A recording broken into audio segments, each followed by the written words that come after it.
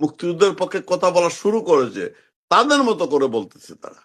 আচ্ছা, আমি আরেকটা বলেছিলাম যে বঙ্গবন্ধু পরিবার মুক্তিযুদ্ধ বা 32কে অপমান করে আজ পর্যন্ত কেউ রক্ষা পায়নি আল্লাহর বিচার থেকে।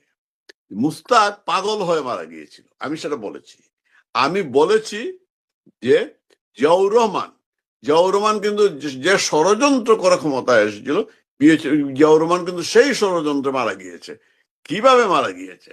ষড়যন্ত্রে মারা গিয়েছে। যেমন জিয়াউর রহমান যে জায়গায় মারা যায় চট্টগ্রামে, সেইখানে সেনাবাহিনীর মধ্যে যে আন্তর্দ্বন্দ্বটা ছিল তার একটা অংশ জিয়াউর রহমানকে হত্যা করে।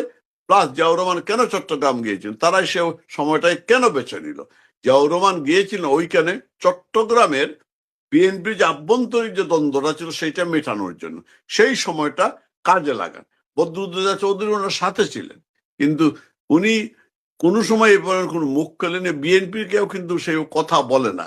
জিয়াউর রহমান মারা যাওয়ার পরে সেই অজুহাতে, যেভাবে আজকে কোনো ঘটনা ঘটলেই আওয়ামী দূষর খোঁজা হয় কোনো কারণ ছাড়াই, যে রুমি মারা গেছে এনসিপি থেকে বলতেছে এখানে পুলিশ বলতে আত্মহত্যা, কিন্তু এনসিপি বলতেছে এখানে হত্যার রহস্য তারা খুঁজতেছে, আওয়ামী দূষরকে ঢুকে।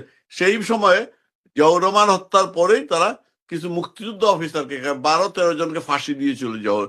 এরশাদ, ওই সময় এরশাদ মার্শাল করে, কারণ এরশাদ জিয়াউর রহমান হত্যাকাণ্ডের সাথে সম্ভবত জড়িত ছিল, কিন্তু এই ব্যাপারে কোনো কথা কেউ বলেনি, বা তৎকালীন সত্তা সরকারও বলেনি। কিন্তু মুক্তিযোদ্ধাদেরকে ফাঁসি যতবারই ঘটনা গলে বলির পাঠা হয় মুক্তিযোদ্ধারা।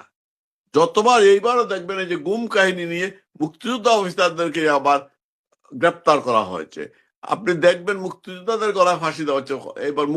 এবার তো একেবারে পুরো মুক্তিযুদ্ধকেই তারা প্রশ্নের মুখোমুখি করে ফেলেছে, প্রশ্নবিদ্ধ করে ফেলেছে। অর্থাৎ যতবার ঘটনা ঘটে আমাদের মুক্তিযুদ্ধ আর মুক্তিযোদ্ধারা বলির পাঠা হন। কেন জানি? এইটার কারণটাই হচ্ছে যারা এসে করে, যারা কত পাকিস্তানের 24 বছর এবং এখনো যারা ভারত বিরোধী কথাবার্তা, সবাই কিন্তু পাকিস্তানপন্থী। পাকিস্তান তার একটা দ্বন্দ্ব আছে ভারতের, শুরুতে যে কাশ্মীর নিয়ে এই দ্বন্দ্বটা থাকবেই।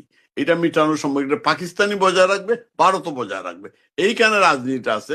আভ্যন্তরীণ ক্ষেত্রে এই যে আমরা বললাম না যে ভারত বিরোধিতা আমাদের, আর ওইখানে কাশ্মীর যে বিষয়টা, ওইখানে দুই দেশের জনগণের মধ্যে একটা উত্তেজনা সৃষ্টি করা যায়, রাজনৈতিক কারণে সেইটা জিয়ে রাখা হয়।